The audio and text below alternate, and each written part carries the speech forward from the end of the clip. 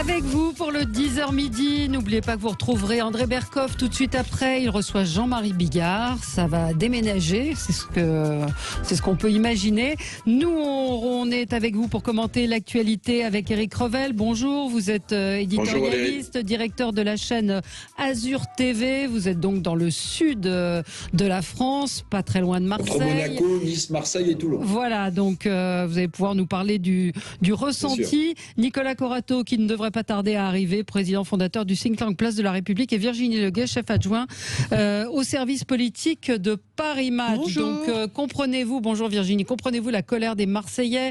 De nombreux restaurateurs sont en train de manifester en ce moment même, rassemblés devant le tribunal de commerce. Des élus également.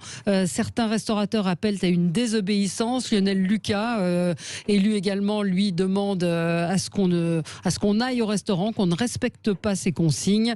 Est-ce que ces appels à la désobéissance seront suivis? Qu'en pensez-vous? Irresponsable ou au contraire salvateur? Et puis Jean Castex, hier soir, on en a un petit peu parlé dans la première heure, est-ce qu'il vous a convaincu? Et puis cette question qu'on se pose, les hôpitaux français sont-ils prêts pour une nouvelle vague? Beaucoup de médecins disent que rien n'a été fait depuis 6 mois. On a exactement le même nombre de lits de réanimation. Certains services sont en train d'être réquisitionnés. On réquisitionne les lits pour les malades Covid. On a un petit peu de mal à comprendre tout cela. Commençons avec notre petit tour de table sur ce qui a retenu votre attention, Virginie. Ça, on reste dans le Covid, si je puis dire. Oui, alors moi j'ai un double petit coup de gueule à pousser contre Madame Sibeth Ndiaye et Madame Buzyn, dont j'ai trouvé une partie des déclarations devant la commission d'enquête. Vous pourriez rajouter Madame Parlim aussi. Ouais. Déjà, je parle de ces deux-là qui ont occupé des postes vraiment de responsabilité très importante. Je rappelle que Madame Buzyn a été l'ancienne ministre de la Santé et Madame Sibeth Ndiaye l'ancienne porte-parole. Alors Madame Sibeth Ndiaye, dont les contradictions ont été multiples et nombreuses et qui a expliqué encore sur RMC, je crois en mars, que la généralisation du port de masque n'était pas nécessaire, n'a rien trouvé de mieux à dire que finalement tout ça c'était en raison d'un défaut d'acculturation scientifique de la population française, ce que je trouve extrêmement méprisant et ce qui ne fait qu'accentuer le décalage entre l'élite parisienne et la population. Et quant à Madame Buzyn, elle n'a pas été beaucoup plus courageuse parce qu'elle a dit, mais que n'aurait-on dit? On m'aurait probablement traité de folle si j'avais dit à l'époque que la pandémie allait devenir mondiale. Mais j'ai envie de lui dire à Madame Buzyn, mais que ne l'avez-vous pas dit? Et que n'avez-vous pas dit ce que vous saviez, ce que vous prétendez maintenant savoir? Si vous étiez aux premières loges, au premier rang, et c'était à vous de dire les choses si vous les saviez. Oui. Éric Revel, vous êtes d'accord? C'est vrai qu'on a été un petit peu surpris par ces auditions et par ce qui en est ressorti, c'est-à-dire à la fois Madame Buzyn qui se dédie et Sibeth Ndiaye aussi d'ailleurs. Oui, non, je partage le point de Virginie. C'est vrai que Sibeth Ndiaye, nous expliquant qu'en gros les Français avaient mal compris ce qu'elle avait expliqué. Vous savez, ça m'a pensé un peu à la déclaration de notre ancien confrère Gilles Legendre, quand il était patron du groupe La République En Marche, qui disait en gros que c'était trop subtil pour que les Français comprennent. Des déclarations de Sibeth Ndiaye rentrent un peu là-dedans. Ouais. Mais moi, Valérie, si vous le permettez, vous parliez de Lionel Lucas, qu'on connaît bien dans la région sud, c'est le maire de Villeneuve-Loubet. On a ce qu'on pourrait appeler des grandes gueules politiques dans le sud de la France, vous le savez. On a Lionel Lucas à Villeneuve-Loubet, on a Marie-Lise Joissaint, la maire d'Aix-en-Provence. Des grandes gueules populistes aussi. Voilà, mais ça, Virginie, oui, ça c'est votre analyse. Mais je veux dire, des gens qui ne mâchent pas leurs mots. Et vous savez que Madame Joissaint a surpris quand même son monde, et au-delà de la blague, je vais essayer d'en faire une analyse plus concrète. Elle a dit hier quand même à propos de Véran qu'il la ferme.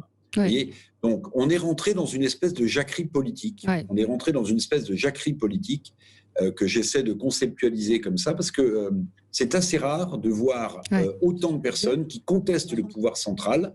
J'y rajoute d'ailleurs Madame Hidalgo, qui à Paris a fait des déclarations moins fortes, moins enflammées, peut-être plus subtiles, mais autant en direction du pouvoir central. Si vous rajoutez à cela, quelle que soit d'ailleurs la couleur politique, Renaud Muselier, Madame Rubirola, maire de Marseille, les déclarations de Lionel Lucas, celles de la maire d'Aix-en-Provence, Madame Joissaint, les rodomontades de Madame Hidalgo, vous voyez qu'on assiste à une nouvelle fracture française qui est celle de la contestation du pouvoir local, du pouvoir national, qui tient à mon avis à deux choses. Et j'arrêterai là, parce que c'est à la fois un coup de cœur et un coup de gueule. Je veux pas, vous voyez, je veux pas. Bah, on est déjà dans le sujet là. À la fragilité d'incarner l'autorité, à mon avis, pour le pouvoir central, et puis surtout, à son manque d'implantation, quelle que soit la région ou le département en France de la République en marche. Oui, non, tout à fait. C'est vrai que c'est assez étonnant et on a même à l'instant la défenseur des droits qui alerte contre une atteinte disproportionnée aux libertés en parlant de l'état d'urgence sanitaire. Donc on a l'impression quand même que rien ne va plus, Virginie. Et j'ajouterais que ce débat-là est accentué, est rendu plus aigu encore par la façon dont la Macronie s'est comportée vis-à-vis de ce qu'ils appelaient les corps intermédiaires au début du quinquennat, qu'il a superbement ignoré, considérant qu'après tout, puisqu'il avait été élu, il pouvait gouverner tout seul, et que là, il y a quand même un cri de revanche qui est en train de se faire, après des mois et des mois d'ignorance, sinon de mépris de tout ce qui étaient les élus locaux, les forces syndicales, tout ce qui était sur le terrain était considéré par la Macronie parisienne comme étant, disons, quantité négligeable. Et ben, on l'entend aujourd'hui, cette quantité négligeable s'exprimer. Je voudrais juste compléter, parce que là, je vous ai parlé de Renaud Muselier, président de la région Sud, de quelques élus du sud de la France et puis de ceux de Marseille, mais je pourrais y ajouter Christian Estrosi, qui a quand même surpris son monde. On a assisté à une conférence de presse il y a quelques jours, où Christian Estrosi a quasiment, pas pris à partie, mais enfin expliqué au préfet de région des Alpes-Maritimes, Bernard Gonzalez, que ceux qui avaient sauvé lors de la première vague les citoyens, c'était les régions, c'était les mairies, et c'était les départements, et en aucun cas le pouvoir centralisateur. Donc cette espèce de grogne, cette espèce de jacquerie, qu'on la prenne avec des mots extrêmement durs et parfois populistes, Virginie a raison, ou qu'on la prenne dans la bouche de leaders, je pense aux maires de Nice, qui sont un peu plus soft. En fait, cette révolte des régions, des départements, elle est bien là. Elle est bien là.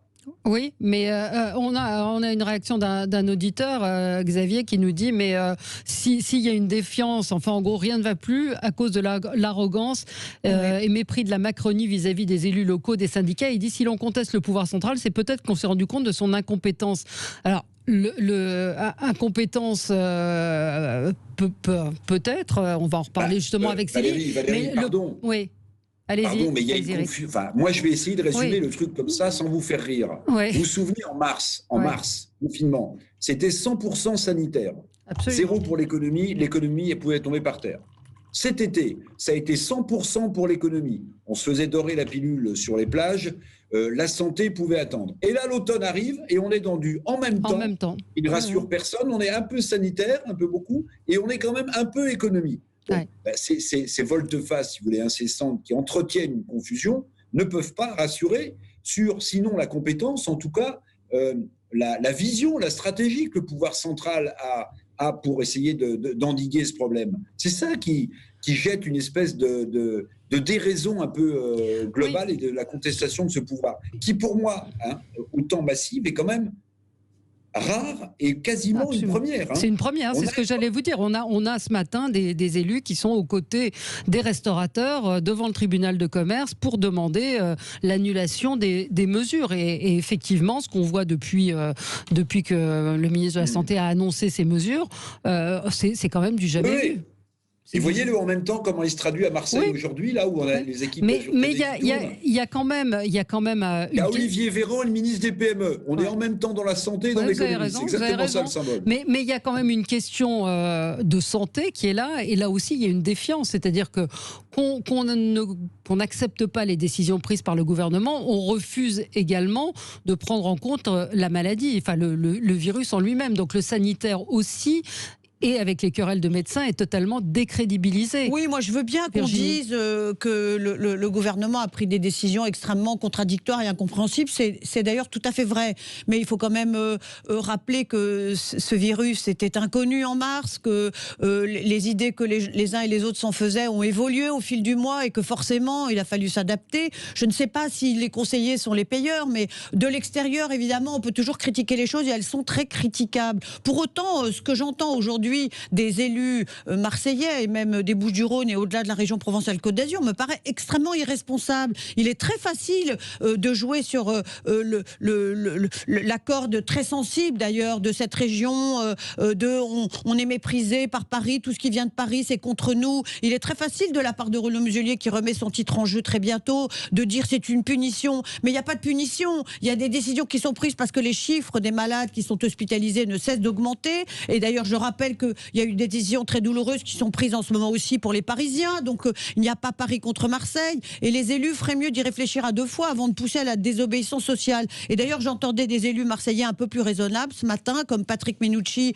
ou la maire de Marseille, dire nous on n'appelle pas à aller contre la loi. Donc il y a un jeu dangereux, on ne peut pas jouer avec le feu comme ils sont en train de le faire, et on ne peut pas dire à la population allez protester et après ignorer les chiffres qui sont ceux de Marseille. Quand bien même ça fait de la peine au professeur Raoult, les chiffres de Marseille sont élevés. Oui. Professeur Raoult qui s'en prend à ses confrères de l'APHM, de l'assistance publique hôpitaux de Marseille, en disant qu'il ne fait qu'alarmer, qu'ils ne font que créer un climat anxiogène. Je voudrais, enfin c'est pas moi qui vais rappeler au professeur Raoult que nombre de patients qui sont admis en réa, ça a été multiplié par 20 en un mois, 90% de remplissage en très peu de temps, et un lit sur deux est Covid.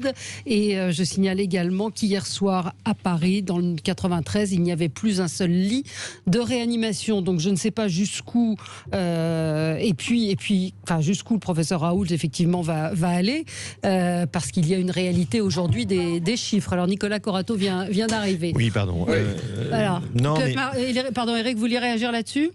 Oui, non, je vais juste faire remarquer à ma chère Virginie. Oui, mon cher Eric, on est tellement content de se parler aujourd'hui. Oui, c'est vrai. Ouais. Mais ça, bon, les auditeurs s'en foutent un peu. Mais, coucou Eric. Mais, pardon Virginie, quand vous dites ce virus était inconnu, patati patata. Enfin, oui, il n'y a pas de patati patata, bien sûr qu'il était inconnu. Virginie, depuis le mois de mars, Valérie Expert rappelait que visiblement certains dans les hôpitaux disent qu'on n'a pas davantage de structure, on n'a pas davantage de lits, c'est deux choses pas différentes, davantage de respirateurs. Donc on va expliquer aux Français que ce virus est inconnu pendant combien de mois encore. Mais je suis d'accord avec vous. Non, mais il est inconnu. Pour le fond, il est inconnu. Non, mais d'accord, mais depuis le mois de mars, Valérie, on n'a tiré aucune conclusion, on ne s'est pas renforcé.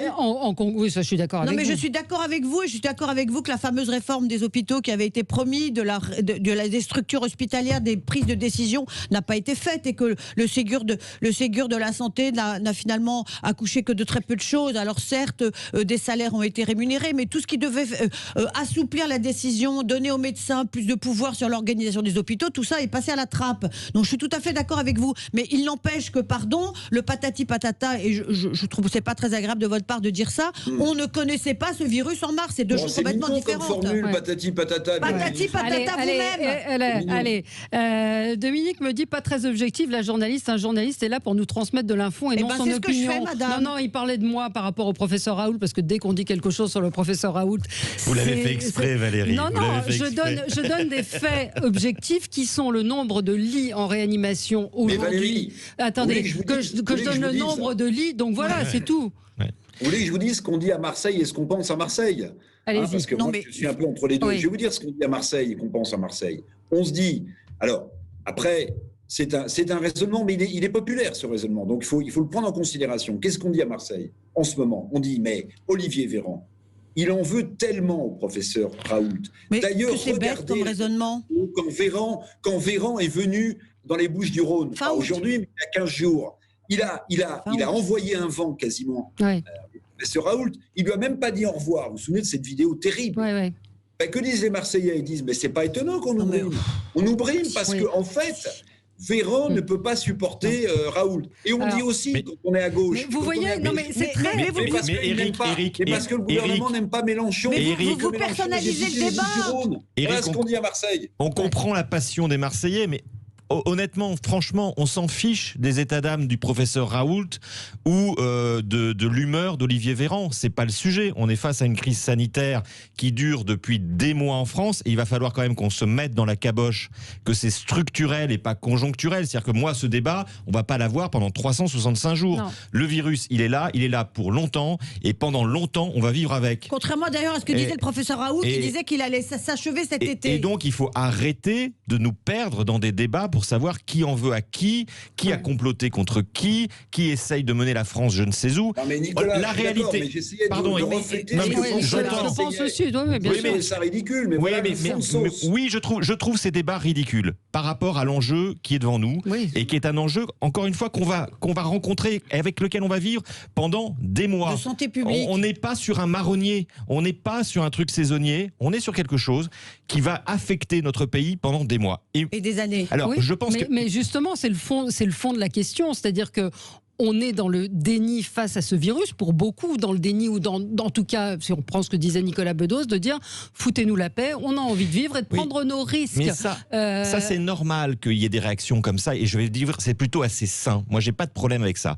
Je suis d'accord avec ce que vous avez dit, en revanche, sur la responsabilité des élus. Que Nicolas Bedos dise, et c'est son rôle, et c'est le rôle des intellectuels, des écrivains, après tout, oui, on a droit à vivre, on a droit à faire l'amour, on a droit à aimer, on a droit à faire la fête, tout ça fait partie de la vie sociale, il faut des gens pour le rappeler. Après, il y a la responsabilité des élus. Et les élus, ils sont là pour envoyer un message assez clair à la population en temps de crise.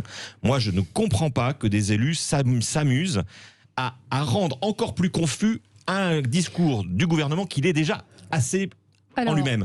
Et le gouvernement a quand même une part de responsabilité dans la confusion qui règne. Moi, j'ai juste une chose à dire sur Marseille. Je pense que personne n'a bien écouté Monsieur Castex quand il est arrivé au pouvoir et qu'il a parlé de la crise sanitaire. Il a dit « je vais concerter ».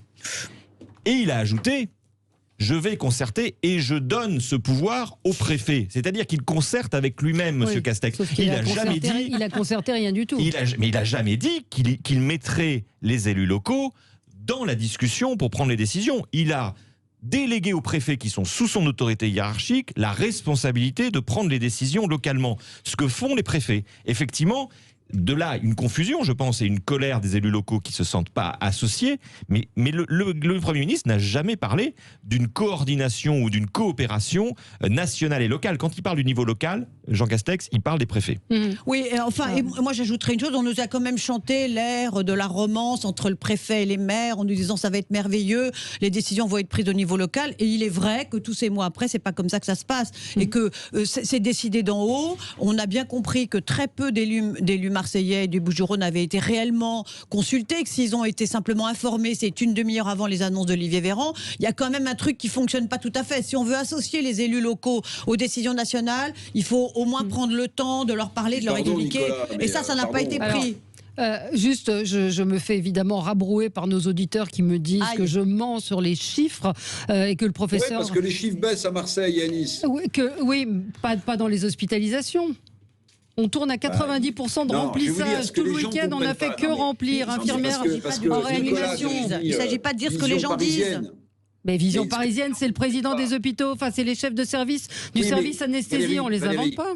Je vais vous dire, ce que les gens ne comprennent pas, alors ils sont peut-être mal informés, plus mal informés dans le sud que dans le nord, ça m'étonnerait. Ce que les gens ne comprennent pas, c'est qu'ils ont l'impression qu'il y a 2 poids, 2 mesures. Voilà. Ils ont l'impression... On avait hier sur Azur TV Madame Rubirola qui nous expliquait ça. Elle est médecin, Madame Rubirola. Elle est médecin partisane de l'homéopathie. Et elle disait, en fait, la courbe est en train de rebaisser. On a peut-être atteint le pic dans les Bouches-du-Rhône. Donc, ce qu'ils ne comprennent pas, c'est qu'avec des chiffres qui apparemment baissent, pourquoi est-ce qu'on impose des choses comme ça à Marseille? C'est la question qui se pose. Alors qu'à Paris, ça continue de progresser. C'est tout. Moi, je ne fais pas un match PSG-OM. Je ne fais pas un match Marseille contre... Deux informations. Marine Le Pen critique les restaurants visant les bars et les restaurants. Et Samia Ghali, ce matin, devant le tribunal de commerce, a dit si cette décision est maintenue, c'est-à-dire de fermer les bars et les restaurants, la ville de Marseille n'apportera pas son concours pour mettre en place les fermetures. Donc on avance d'un cran. À tout de suite. Et vous pouvez nous appeler 0826 300 300. À tout de suite. Avec vous sur Sud Radio jusqu'à midi. Vous retrouverez ensuite André Berkoff. Comprenez-vous la colère des Marseillais? Est-ce qu'on va vers une désobéissance des restaurateurs à Marseille et ailleurs? Vous avez vu Marine Le Pen, je vous disais Samia Ghali qui disait que également il n'aiderait pas à contrôler ces restaurants. On ne va pas revenir sur des batailles de chiffres parce que je pense que c'est très compliqué. Là, je suis inondée de messages me disant que j'ai tort dans ce que je dis, etc. Je pense qu'on n'est pas épidémique. C'est les gens du Sud qui écrivent. Voilà, mais peut-être, je ne sais pas. Mais ce qu'on voit, c'est qu'il y a quand même une augmentation des cas de Covid et que les réanimations commencent à se remplir. Donc il y a quand même une réalité de cela. Juste donc revenir sur ces deux déclarations, Marine Le Pen, Samia Ghali, on n'obéit pas au gouvernement. Et ce qu'on disait avec Éric Revel, ce que vous disiez Éric tout à l'heure, c'est que c'est quand même du jamais vu. Nicolas Coradon. Non, c'est du jamais vu. C'est une jacquerie politique. C'est une jacquerie politique de grande ampleur. Jusqu'où c'est catastrophique et en même temps. Mais c'est peut-être catastrophique, Nicolas. Mais il ne faut pas casser le oui, Eric, pardon. Laissez parler Nicolas. Je comprends que la jacquerie vous va bien et que vous vous sentez assez bien dans cette ambiance. Moi, en tant que républicain, je trouve ça très inquiétant. Parce que je vais vous dire, moi, je ne suis pas épidémiologiste, je ne suis pas virologue. Et je pense que comme des millions de Français, je ne comprends pas cette maladie depuis le départ. Et ce n'est pas mon job, ce n'est pas mon métier. Moi non plus. La seule chose que je me dis, c'est qu'il y a un gouvernement qui est encore légitime dans ce pays. Sinon, il faut qu'on se pose la question de la légitimité de ce gouvernement. Mais c'est ça qui est en cause aujourd'hui. Que ce gouvernement prend des décisions. Peut-être, vous avez raison, peut-être que les Marseillais ont raison et que ce virus, c'est rien, qu'on exagère, qu'on en fait trop. J'ai jamais dit ça. Non, mais attendez. Mais dans ce cas-là, moi, je n'en voudrais pas au gouvernement d'avoir appliqué le principe de précaution.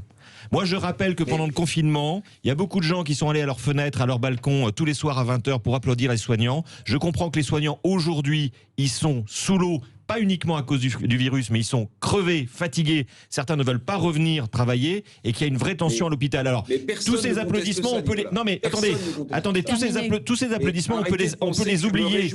On peut oublier la fatigue des soignants. Vous ne regardez pas la cause de tout ça. Non, mais attendez, encore une fois. Laissez-le terminer. Moi, si on est juste en train d'appliquer le principe de précaution, disons-nous les choses, ça me va aussi. Moi, je ne veux pas qu'on prenne le moindre risque pour qu'on se retrouve dans les hôpitaux, dans la situation de mars. Peut-être que le gouvernement se trompe. Personne ne veut ça. Mais eh bien alors, si on est d'accord, appliquons le principe de précaution. Arrêtons de débattre de chiffres que nous ne maîtrisons pas. Non mais et moi, je voudrais le vrai rappeler, sujet, c'est ça. Je voudrais rappeler quelques chiffres. Je voudrais rappeler. Eric. Non, mais je ne peux pas parler tout seul. Eric, je voudrais vous rappeler quelques chiffres. Il y a aujourd'hui 6000 patients hospitalisés pour Covid, dont 1000 en réanimation. Et nous sommes le 4e pays le plus infecté au monde, après l'Inde, l'USA, le Brésil. Alors, je veux bien que les décisions soient mal expliquées, je veux bien qu'elles soient mal comprises. Tout ça est vrai, mais pour autant, les chiffres sont les chiffres. On ne peut pas en faire ce qu'on veut. Oui, mais les gens nient les chiffres. C'est pas ça le sujet. Mais si c'est le sujet, mais bien sûr que c'est le sujet. Le sujet, c'est parce que les gens laissez-le terminer. Je vais vous dire ce qu'est le sujet. C'est que dit cette situation de fragilité politique de la démocratie française. Je conteste pas les mesures. Je conteste pas qu'il y ait 1000 personnes en réanimation, que c'est la première fois depuis le mois de juin. C'est pas ça que je conteste. C'est ça qui compte. Ce que je conteste, c'est que vous ne faites pas la bonne analyse. Moi, je me réjouis pas que le pouvoir central vacille et se fissure. Je ne m'en réjouis pas, Nicolas et Virginie. Je dis simplement que c'est du jamais vu. Il faut se poser la question de la cause de tout ça. Pourquoi est-ce que le pouvoir en place à Paris est aussi fragile? Interrogez-vous. Les marcheurs n'existent pas sur le terrain. Venez dans le sud, sortez de Paris, vous verrez. Ils n'existent pas. Oui, mais ça, on l'a dit, ça, pardon, vous n'êtes pas le premier à le dire, tout le monde le dit, on l'a dit. Le régalien, l'autorité, c'est ça le sujet. Mais ce que je dis, Eric, vous inventez le fil à couper le beurre, tout le monde l'a dit. Eric, on est d'accord. Mais ce que je dis à un moment, c'est que on a un gouvernement très faible et il n'est pas faible depuis le Covid. Il était faible avant le Covid. On a un pouvoir exécutif et un président de la République qui est mis en cause depuis le début de son quinquennat et qui est dans une faiblesse politique assez historique. Et donc, on n'a pas la meilleure situation politique pour affronter une crise sanitaire comme celle-là. La responsabilité, moi, ce que je dis, c'est que la responsabilité, elle n'incombe pas au gouvernement, elle incombe aux citoyens. Notre responsabilité de citoyen, c'est d'avoir des mesures collectives et d'appliquer ces mesures collectives. Si on en arrive à critiquer et à ne pas appliquer les règles qui nous sont données, on est sûr qu'on ira dans le mur, quelle que soit la situation sanitaire. Mais ça, on est d'accord.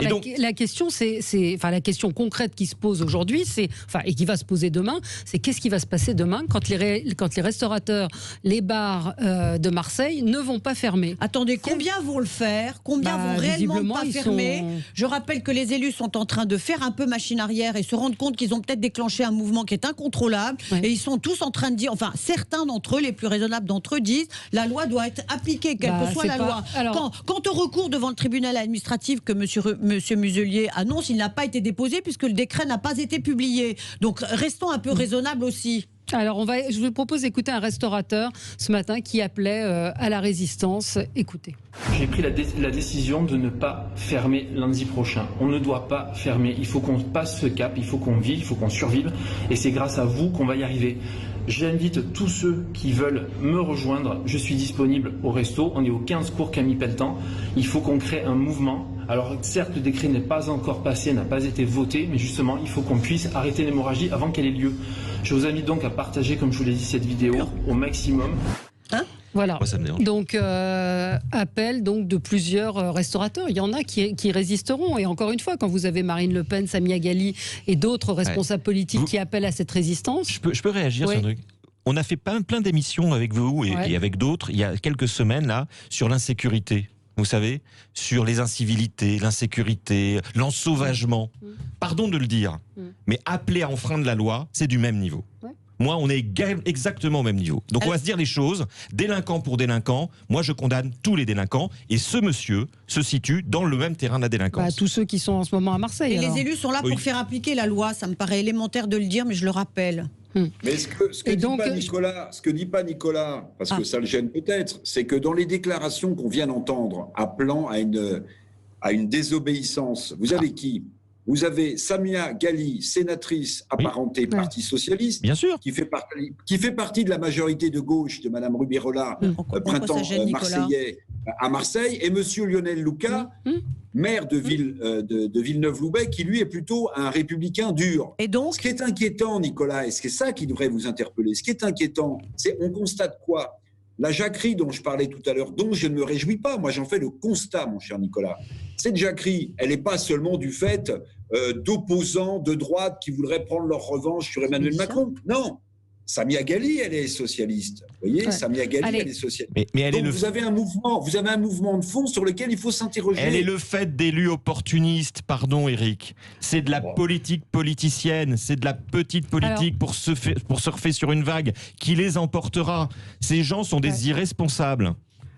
Alors, on a beaucoup d'auditeurs qui veulent réagir. On va prendre Fred d'Arcachon. Juste une précision, il y a un auditeur qui dit par qui vous êtes payé et on nous accuse d'être macroniste parce qu'on... on a été sévère avec la Macronie. On a été aussi sévère et on a dit qu'ils avaient très mal communiqué. C'est pas le fait de dire que le Covid... Selon nous, selon moi ou selon certains, on n'est pas les seuls. Ça fait pas de nous des macronistes, des lepénistes, des je ne sais quoi. On a le droit d'avoir une opinion qui soit sur ce sujet autre que politique et d'avoir surtout des médecins qui sont dans les hôpitaux, parce qu'on se prend des tombereaux d'insultes, vous n'avez pas été à l'hôpital, les lits sont toujours occupés, etc. Des médecins qui aujourd'hui voient des patients Covid arriver. Donc ceux qui disent le Covid n'existe pas, si, il existe. Allez dans les hôpitaux, allez voir des médecins, il existe. Et c'est pas être macroniste que de dire ça. 25% de la capacité totale des lits sont occupés par le Covid. Ouais. Alors on a Fred d'Arcachon en ligne avec nous. Bonjour. Bonjour, merci de me prendre à l'antenne. Moi, je dirais, je vous dirais honnêtement, il y a vraiment un problème de fond dans ce pays. On arrive à voir toute l'incompétence et sont complètement de ce système, si vous voulez, centraliste, ce système jacobin qui n'existe nulle part au monde. Tout passe par un point central. Alors, quelles que soient les bonnes volontés ou mauvaises volontés des gens du gouvernement, ils n'arriveront jamais. Il faudrait qu'on soit dans une structure fédérale et chaque point, moi, j'habite la région bordelaise. On a été très touchés, bien sûr, avec les vacanciers. Mais avant, jusqu'au mois de juillet, on n'avait aucune raison d'être confinés. On a confiné les gosses, il n'y avait rien ici. Non, mais c'est vrai. Sous prétexte que Paris était confiné, il fallait confiner tout le monde. C'est quelque chose de dramatique dans ce pays. On ne peut plus réagir de cette façon-là par rapport à un tel danger. Normalement, ça serait région par région, même point par point. Ça devrait être géré localement, d'une façon pointue, avec peut-être un protocole, bien sûr. Mais au point par point, Véran n'a rien à foutre là-dedans. Qu'est-ce que vous voulez qu'il fasse, Véran? Il va à Marseille, après on va dire, ce qui est idiot aussi, les gens qui ont des terrasses dehors, on n'en sort plus. Mais on voit toute l'incompétence et tout est figé dans le système. Ce système jacobin centraliste, c'est quelque chose à balayer.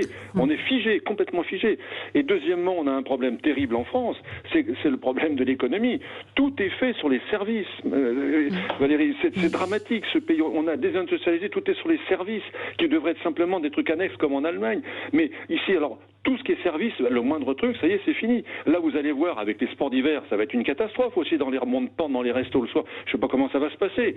Mais le système, c'est vraiment la fin de ce système. On s'aperçoit qu'au moins, on n'a pas eu des pépins comme ça avant. Mais ce système centraliste jacobin, il est totalement incompétent. Hein. C'est digne du stalinisme. On ne peut plus réagir. Alors, personne n'est à condamner là-dedans, je vous dis honnêtement. Personne n'est à condamner parce que on tourne en rond. On tourne en rond, on a un système qui politique qui ne va plus du tout. Voilà. Merci de votre témoignage, Fred. Merci d'avoir appelé. On a Jacques en ligne qui nous appelle de Marseille. Bonjour. Bonjour, merci de m'accueillir sur votre antenne. Bon, on est gouverné par des génies, ça on le savait déjà. On va diviser les gens, comme d'habitude. On va casser le chiffre des restaurateurs et on ne cassera pas la progression de l'épidémie. Les gens se réuniront sur un banc, sur le trottoir, des canettes de bière. Ils seront encore plus proches que dans le restaurant. Ils vont rentrer chez eux, ils vont faire la fête. Et bon, il y en a beaucoup qui savent que les contaminations se font souvent quand il y a une dizaine de personnes ou 7 ou 8 personnes qui se réunissent chez eux. Bon, moi je pense qu'ils ont encore fait quelque chose de bien là. Chaque fois qu'il y a une bêtise à faire, on est sur le podium, bravo. Vous pensez quoi? Vous habitez Marseille, vous continuerez à aller au restaurant? Moi, c'est un resto qui m'accueille, j'y vais, bien sûr. Je ne suis pas plus en insécurité dans le restaurant que, je vous dis, sur un marché, non, il n'y a pas de souci. Il y avait une épidémie. Merci de votre appel, Jacques. Il y avait une épidémiologiste hier qui disait qu'en fait, pourquoi les restaurants? Parce qu'il y a... Elle dit c'est prouvé, donc vous allez me dire que c'est pas prouvé. 4 fois plus de risques d'être contaminé dans un restaurant ou dans un bar que dans tout autre lieu. Parce qu'on met pas son masque quand on mange ou quand on boit, c'est aussi simple que ça. Je suis navrée de le reconnaître. On est obligé de mettre son masque quand on se déplace à l'intérieur des restaurants. Maintenant, c'est le grand débat entre protéger et interdire. Allez, on se retrouve dans un instant. À tout de suite sur Sud Radio. Avec vous sur Sud Radio jusqu'à midi. Et on parle évidemment de ce qui se passe à Marseille, de cette interdiction, de cette fermeture qui est réclamée à partir de demain dans les restaurants et les bars, la résistance qui s'organise. On va voir ce que ça va donner. Et puis cette question aussi autour des hôpitaux français qui alertent sur le fait que rien n'a été fait depuis le mois de mars. Et là, c'est vrai qu'on peut se poser la question. Oui, vous êtes nombreux à dire mais les lits de réa ont toujours manqué, les médecins ont toujours réclamé des lits de réa supplémentaires, sauf qu'on est en train de repasser à la situation du mois de mars, à aller arrêter des opérations qui étaient prévues et à réquisitionner des lits. Alors avant, on avait une auditrice en ligne avec nous, Sophie, qui nous appelle du Gard. Bonjour Sophie. Oui, bonjour tout le monde. Bonjour madame. Bonjour. Oui, écoutez, moi j'appelle, évidemment, je suis du Gard, donc du Sud. Et Marseille est une ville de cœur, donc nous compatissons, les sudistes, nous compatissons entre nous parce que, écoutez, d'assez vive voix, les gens pensent qu'on nous a sacrifié le Sud, entre autres, et certaines régions de France, au profit de l'économie. Sauf que maintenant, la saison touristique est finie, tout le monde est reparti, et nous sommes les vilains petits canards qui continuons de faire propager le virus, alors que c'est pas le cas parce que franchement, je veux dire, les choses sont assez respectées. Alors on nous montre sans arrêt l'exclamation de joie des Marseillais quand ils ont gagné la finale. Sauf que 15 jours avant, il y avait l'exclamation des Parisiens qui partaient en finale pour la coupe, je sais plus quoi. Et d'un coup, plus personne n'en parle, alors que quand même, franchement, c'était même pas d'ailleurs une finale qu'ils avaient gagnée.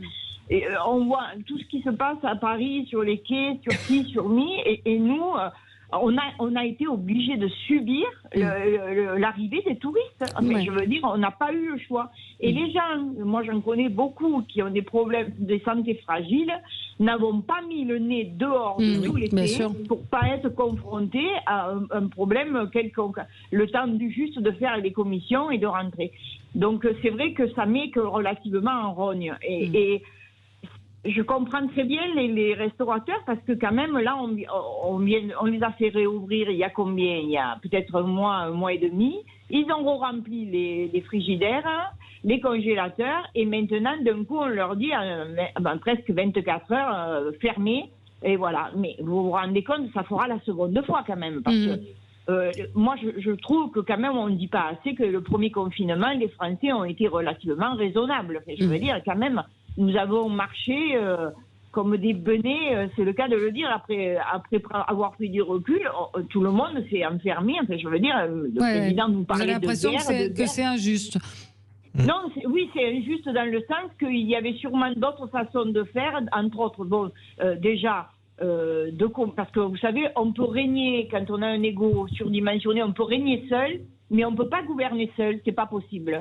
Et faire ce qui se passe là d'un coup, comme un coup de baguette, de décider. Parce que c'est vrai que le problème va être déplacé, il ne faut pas se leurrer, il va y avoir des réunions clandestines, et comme ça a été déjà le cas pendant l'été, et ensuite, franchement, le manque de lits, c'est quand même l'affaire de l'État. C'est ce dont on parle. Merci Sophie de votre intervention. Éric Revel, sur ce point, effectivement, Philippe Juvin, le chef des services de l'hôpital Georges Pompidou, s'inquiète du service des urgences de la saturation des hôpitaux. Il dit: nous n'avons pas augmenté le nombre de lits de réanimation et on l'a même réduit.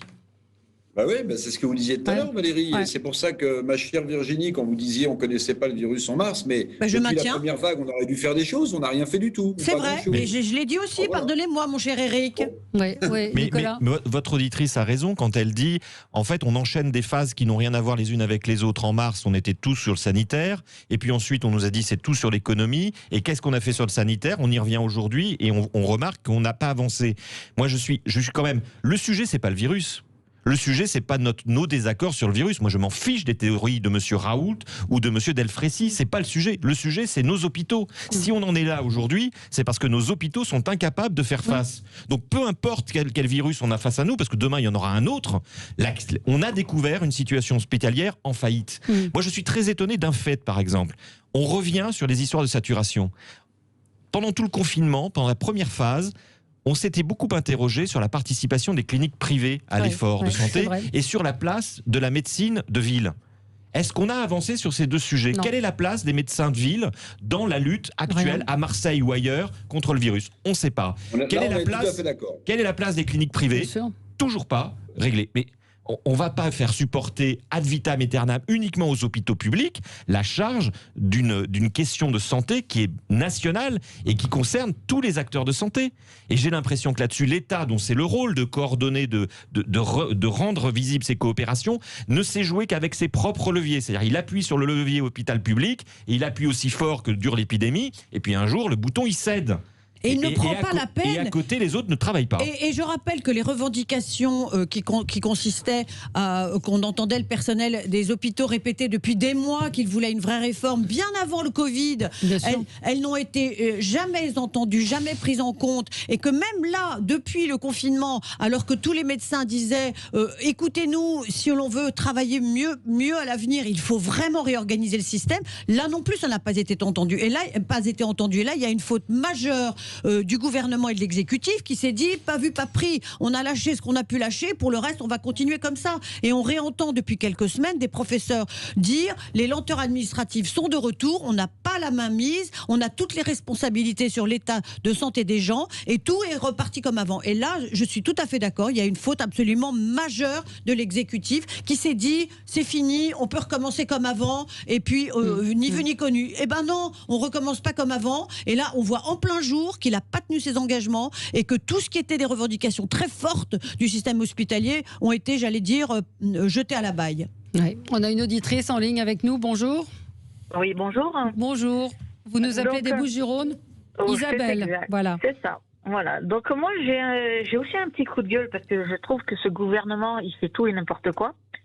Et ça ne dit pas ce que je fais déjà. Oui. En plus, fermer les bars et les restaurants. Quand vous savez toutes les obligations qu'on a en tant que serveur dans la cuisine et tout. Vous êtes restauratrice? Non, j'ai donné un coup de main quand il y a eu besoin. Ouais. Donc j'étais serveuse. Donc quand vous voyez toutes les obligations qu'on a, tout ce qu'on fait pour éviter tout contact avec le client et tout, c'est impressionnant. En plus, fermer les bars et les restaurants, c'est complètement stupide parce que quand vous allez faire vos courses en grande surface, on est tous agglutinés les uns sur les autres. Oui, mais vous avez des masques. Mais vous avez des masques. C'est ça, Dans les restaurants, vous n'avez pas de masque. Dans les restaurants, il y a la distanciation. Je suis désolée, le serveur, il a le masque. Oui, le serveur, mais les gens entre eux, c'est ça la problématique. Il y a un auditeur. Parce que vous croyez que le virus, quand ils sont entre eux, ils ne vont pas l'attraper quand ils mangent chez eux. Mais c'est pas. Il faut arrêter aussi de faire. Non, mais bien sûr, le milieu familial. C'est n'importe quoi. Moi, je vois, j'ai ma gamine, elle est scolarisée. On a eu la réunion avec le collège, pas de problème. Cantine, pas de masque, ok. Distanciation, non, on peut pas parce qu'on peut pas mettre tout le monde. Ok, il n'y a pas de souci. Donc là, il n'attaque pas le virus. En cours, ils peuvent pas mettre les distanciations parce qu'il n'y a pas assez de place pour recevoir tous les enfants. Il faut rentrer à telle heure. Parce que le virus, vous croyez qu'il va attendre le couvre-feu pour attaquer? Mais non, il n'attend pas le couvre-feu. Le truc, ce qui a été expliqué hier, parce que j'ai regardé effectivement, comme tout le monde, on s'est posé la question, c'est de dire qu'à partir de 22h, on a bu l'apéro, on a mangé, on est debout dans des bars et qu'on fait moins attention. C'est ce qui a été expliqué. Éric Revel, vous vouliez réagir? Oui, vous voyez, c'est assez marrant ce que pensent les gens, ce qu'ils ont compris, leur ressenti. Vous voyez, c'est pas tout à fait le même. Et ça veut dire quoi, à mon sens? Ça veut dire que tout ce qui est indiqué par le gouvernement en ce moment, et d'une certaine manière, Olivier Véran a perdu la main parce qu'il a été excellentissime au moment du confinement, vous vous en souvenez. Ça veut dire qu'il est moins clair qu'il ne l'a été. Je ne sais pas, c'est une vraie question. Est-ce qu'il a été moins clair ou est-ce qu'aujourd'hui, il y a une non-acceptation de ces mesures? Il y a une saturation. C'est trop long. Parce qu'il a été clair dans son exposé. Oui, mais enfin, si vous voulez, cette espèce de graduation du rouge, là, je ne sais pas si vous avez vu. Non, ça, c'était absurde. On redécouvre le pointillisme. Vous voyez, il y avait 50 nuances de gris, maintenant il y a 50 nuances de rouge. Oui, et puis c'est moins engageant d'ailleurs. Non, mais il y a un problème de communication politique. C'est ce qu'on disait avec Nicolas Corato. C'est qu'il y a, même si les mesures peuvent être comprises, la manière de le faire pose réellement problème. Ce gouvernement est décrédibilisé sur la manière dont il parle aux Français de l'épidémie depuis les premiers jours. Vous avez entendu Voilà, c'est ce que je voulais dire. C'est le même Olivier Véran qui a expliqué que les masques étaient inutiles. Mais oui, c'est vrai. Mais je pense qu'au-delà de ça, il y a un arbitrage politique qui est problématique. Le remaniement, la nomination de Jean Castex, c'est un arbitrage pour l'économie contre le sanitaire, d'une certaine manière. C'est monsieur déconfinement qui devient Premier ministre. Oui. Et donc, ce gouvernement, il n'a pas été construit ni piloté pour faire face à une deuxième vague. Quand on a nommé Jean Castex, le président de la République a considéré qu'il fallait passer à autre chose et que le pays devait se relever, ce qui est compréhensible, économiquement, prioritairement. La priorité de ce gouvernement, elle est économique aujourd'hui. C'est pour ça d'ailleurs que dans les écoles, on a allégé le protocole sanitaire. On sauvegarde tout ce qui permet aux gens d'aller vers leur outil de travail, vers leur outil de production. Le problème, c'est qu'il y a un retournement épidémiologique que personne ne peut contester, qui force ce gouvernement à faire machine arrière. Et il n'est pas câblé, entre guillemets, pardonnez-moi l'expression, il ne s'est pas préparé à cette deuxième phase. Et ça, c'est un problème, et ça pose un problème de crédibilité majeur. J'ajoute une chose, moi j'ai écouté les déclarations de Madame Sibeth Ndiaye et de Madame Buzyn devant la commission d'enquête Covid on en a fait un coup de gueule, au Sénat. Très franchement, ça prouve à quel point le gouvernement ancien et nouveau, n'a rien compris à la manière dont les Français pouvaient prendre cette crise. On l'a évoqué. On l'a évoqué au début de l'émission. Vous pensez, Eric, que cette fronde peut prendre, cette révolte des restaurateurs marseillais?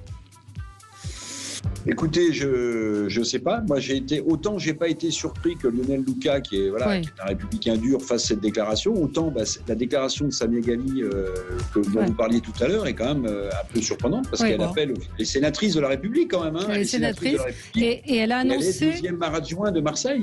Elle a annoncé que la police municipale de Marseille ne verbalisera pas les bars et les restaurants qui resteront ouverts. Là, ça devient terrible. Écoutez, on pourra donc commenter cela lundi. Merci à vous. Très bon week-end à l'écoute de Sud Radio. Et dans un instant, c'est André Berkoff qui sera avec vous. À lundi.